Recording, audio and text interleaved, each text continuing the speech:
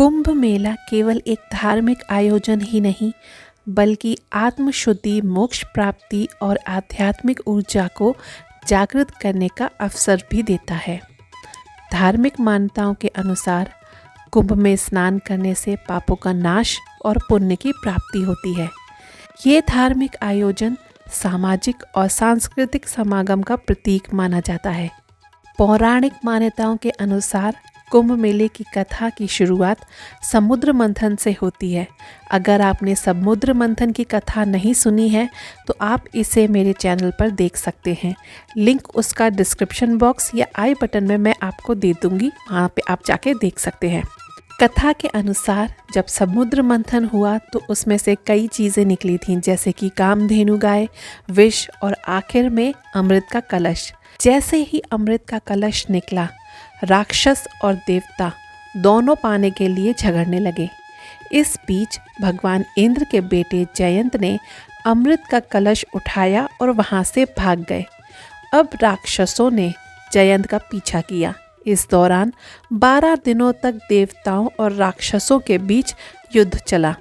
जयंत अमृत कलश को लेकर भागते रहे और इसी दौरान अमृत की कुछ बूंदें पृथ्वी के 4 स्थानों पर प्रयागराज, हरिद्वार, उज्जैन और नासिक पर गिर गईं। इसलिए इन जगहों को पवित्र माना जाता है और यहाँ कुंभ मेले का आयोजन होता है। महाकुंभ का आयोजन हर 12 वर्षों के अंतराल पर होता है। ज्योतिषीय गणनाओं के अनुसार गुरु बृहस्पति को सभी राशियों का चक्र पूरा करने में 12 वर्ष का समय लगता है।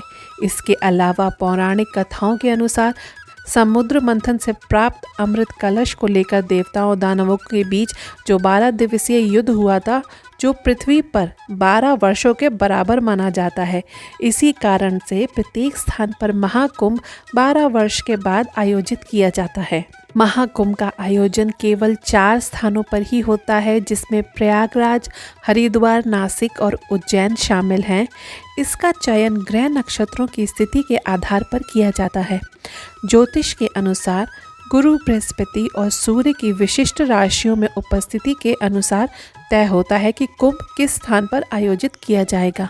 प्रयागराज में महाकुंभ का आयोजन जब गुरु वृषभ राशि में और सूर्य मकर राशि में होते हैं तो महाकुंभ प्रयागराज में आयोजित किया जाता है। इस साल 2025 में यह स्थान होने के कारण महाकुंभ प्रयागराज में आयोजित किया जा रहा है। नासिक महाकुंभ गुरु और सूर्य जब सिंह राशि में होते हैं तब यह आयोजन नासिक में होता है। अगला नासिक कुंभ 2027 में होगा। हरिद्वार महाकुंभ गुरु कुंभ राशि और सूर्य मेष राशि में होते हैं तब कुंभ हरिद्वार में लगता है। यह 2033 में हरिद्वार में यह मेला आयोजित होगा। उज्जैन महाकुंभ सूर्य जब मेष राशि में और गुरु सिंह राशि में होते हैं तो कुंभ का आयोजन उज्जैन में होता है।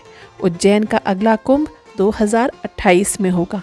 प्रयागराज में गंगा, यमुना और सरस्वती का संगम है, जिसकी वजह से यह स्थान अन्य जगहों की तुलना में अधिक महत्वपूर्ण है। इसे तीर्थराज भी कहते हैं। सरस्वती नदी विलुप्त हो चुकी है, लेकिन यह पवित्र नदी अभी भी पृथ्वी के धरातल पर बह रही है। कहा जाता है इन तीनों नदियों के संगम में जो व्यक्ति स्नान करता है उसे मृत्यु के बाद मोक्ष की प्राप्ति होती है और यही कारण है कि प्रयागराज में इसका महत्व अधिक बढ़ जाता है। इस बार का कुंभ महत्वपूर्ण इसलिए भी है क्योंकि पूरे 144 साल बाद पूर्ण महाकुंभ लग रहा है। अगर आप भी कुंभ स्नान के लिए जा रहे हैं तो कुछ बातों का ध्यान ज़रूर रखें।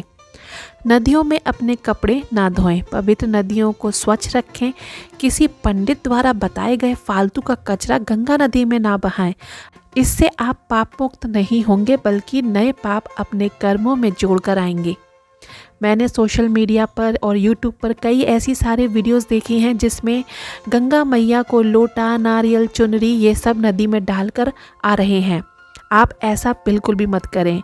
यह आप बहुत गलत कार्य कर रहे हैं। ऐसा करने से अपने पाप और बढ़ा कर आए हैं। ऐसी बातों में ना आए। केवल आप वहाँ पर स्नान के लिए जाएं, महात्माओं के दर्शन करें और वहाँ से आप लाना चाहें तो वहाँ की आप मिट्टी ला सकते हैं, गंगा जल ला सकते हैं और गंगा जल को आप अपने पूजा या अनुष्ठान के कार्यों में उसका प्रयोग कर सकते हैं। कम से कम आप वहाँ पर साधुओं के दर्शन करें, आशीर्वाद लें, वहाँ के प्रसिद्ध मंदिरों के दर्शन ज़रूर करें। सबसे बड़ी बात, कुंभ जा रहे हैं तो बिना कंप्लेन के जाएं, वरना मत जाएं और घर पर ही रहें। आशा करती हूँ आपको ये हमारी जानकारी पसंद आई होगी। अगर पसंद आए तो वीडियो को लाइक और चैनल को सब्सक्राइब करना ना भूलें। आपसे मिलते हैं अगले वीडियो में। नमस्कार।